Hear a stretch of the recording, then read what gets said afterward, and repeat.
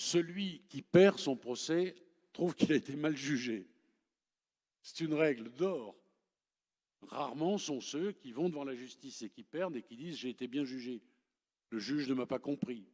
Bon, des fois c'est l'avocat qui a mal plaidé. Enfin, c'est un ensemble de choses, mais on trouve toujours. Voilà.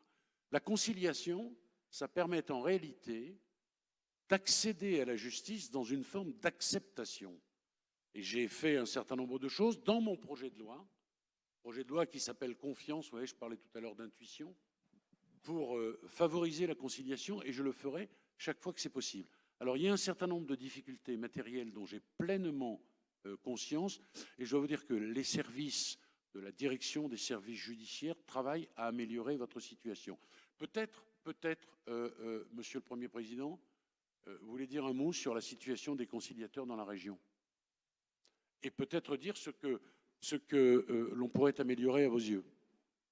Alors, sur la situation des conciliateurs, c'est certain qu'ils ont un rôle fondamental, hein. Il faut voir que énormément de dossiers, d'affaires sont réglés grâce à l'intervention des conciliateurs. Ils sont bénévoles, il faut savoir qu'ils sont entièrement bénévoles, ils sont défrayés, mais à des niveaux qui sont très, très peu élevés, alors que ça a été un peu augmenté, mais quand même de manière insuffisante, et je suis d'accord. Et c'est vrai qu'ils ne bénéficient pas peut-être de tout l'environnement matériel qui permettrait d'exercer leur mission. Donc si on veut accroître encore le rôle des médiateurs, et je crois qu'il faudra le faire dans l'avenir, parce que vous avez tout à fait raison, hein. La médiation, la conciliation, les modes alternatifs de règlement des différends, c'est le seul moyen que les gens s'approprient leur affaire et finalement que sur le long terme, la justice soit rendue de manière efficace. Et ça permettra aussi aux juges de se concentrer sur les affaires les plus importantes. Donc je suis assez d'accord avec vous, et nous, d'une manière générale, les magistrats, on appuie toutes les initiatives que pourra prendre le ministère pour améliorer la situation des conciliateurs. Sur la procédure civile, je voulais juste dire un mot. Ce que les gens ne comprennent pas, et je me fais aussi l'écho de ce que disent les avocats au niveau au moins de la procédure d'appel, c'est que c'est vrai, le vrai problème de notre justice, il est fondamental, c'est la lenteur, c'est certain. La justice civile, la justice pénale, l'écart entre le moment où on prend une décision et le moment où elle est exécutée, c'est le problème majeur. Si on arrive à sortir de ces états généraux de la justice en améliorant l'efficacité et la rapidité de notre justice, on aura répondu aux gens. Le manque de communication aussi, parce qu'on fait beaucoup de choses et les gens ne se rendent pas compte de ce qu'on fait, ce qui fait qu'ils ont l'impression que la justice n'est pas rendue alors que beaucoup de choses ont été faites. Donc il y a un problème aussi de communication. Mais sur la procédure civile, on a fait beaucoup de choses, on a complexifié la procédure civile pour faire en sorte que les dossiers soient jugés plus rapidement. Le problème, c'est que comme nous, les juges, on est en incapacité de rendre rapidement les décisions, du coup, on bouscule les avocats et les parties. Parfois, on dit bah, vous n'avez pas respecté les règles de procédure, donc votre dossier n'est plus recevable, ce qui est incompréhensible pour le justiciable, alors que nous, on est dans l'incapacité, une fois qu'ils ont fait le travail, de leur donner une date de jugement rapide. Donc ça, c'est un vrai problème de la procédure civile. C'est pour ça qu'il y a de tant de critiques sur les décrets Magendie, etc. Donc il faut progresser de ce côté-là. Merci, Monsieur le Premier Président, mais c'est un constat qu'on partage évidemment sur la lenteur. D'ailleurs, je voudrais dire qu'il faut réduire les stocks. Alors c'est une expression affreuse, les stocks. En réalité, ce n'est pas des stocks, c'est des problèmes humains. C'est vous qui attendez votre divorce, qui attendez un jugement civil, une affaire de mitoyenneté. Enfin, voilà. Il faut réduire ce délai. J'ai pour ambition de réduire les délais de façon drastique. On a envoyé des personnels supplémentaires.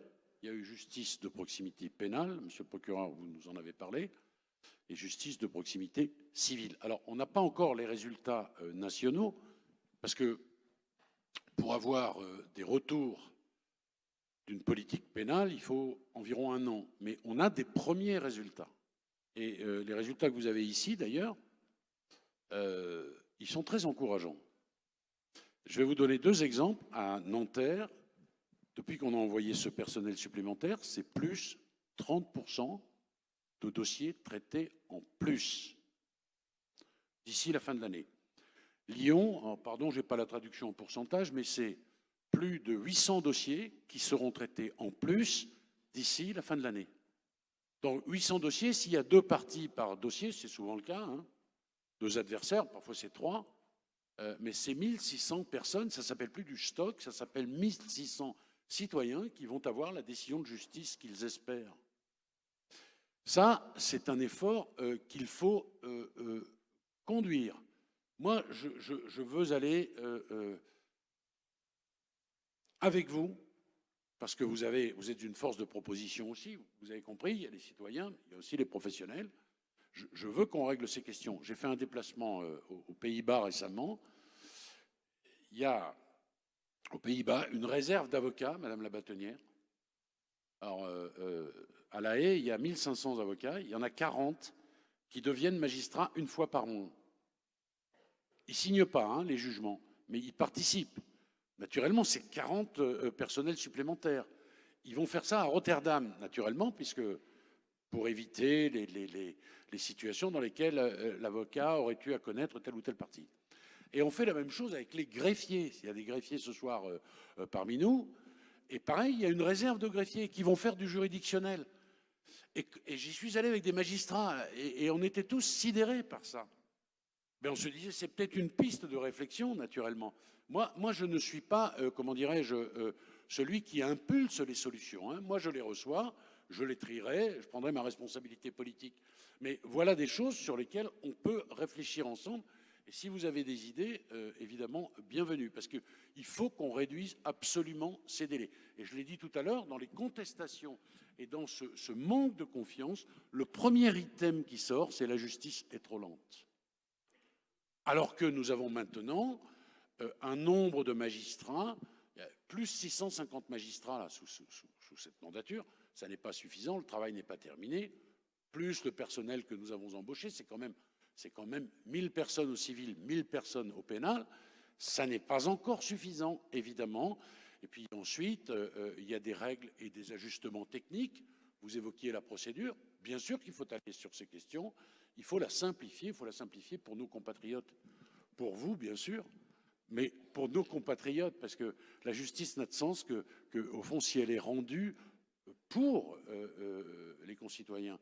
Et tant mieux, moi, si ça allège le travail des magistrats dont j'ai la charge, des greffiers, des avocats, formidable. Mais d'abord, évidemment, les citoyens. Donc, des solutions, on en a, je vous en prie, pardonnez-moi. Simplement, c'est l'occasion quand même de s'exprimer, parce que le Premier président n'a pas souvent l'occasion de s'exprimer devant un public qui n'est pas un public de professionnels. Donc, c'est essayer d'expliquer. Actuellement, vous savez, on a ce qu'on appelle les dialogues de gestion avec la chancellerie. On essaye de discuter les moyens dont on a besoin pour que la cour d'appel, pour que les juridictions du ressort fonctionnent bien. Ce que je constate depuis, ça fait 4 ans que je suis Premier président, c'est qu'on arrive plus ou moins actuellement à rendre à peu près le même nombre de décisions que d'affaires nouvelles qui rentrent dans. Donc finalement, on pourrait dire d'une certaine manière, la justice maintenant est en état de fonctionner bien. Mais non, parce que ça fait des années qu'on a accumulé des stocks tellement considérables que de toute façon, vous aurez vos décisions après avoir entendu 3 ans, 4 ans notamment devant la cour d'appel.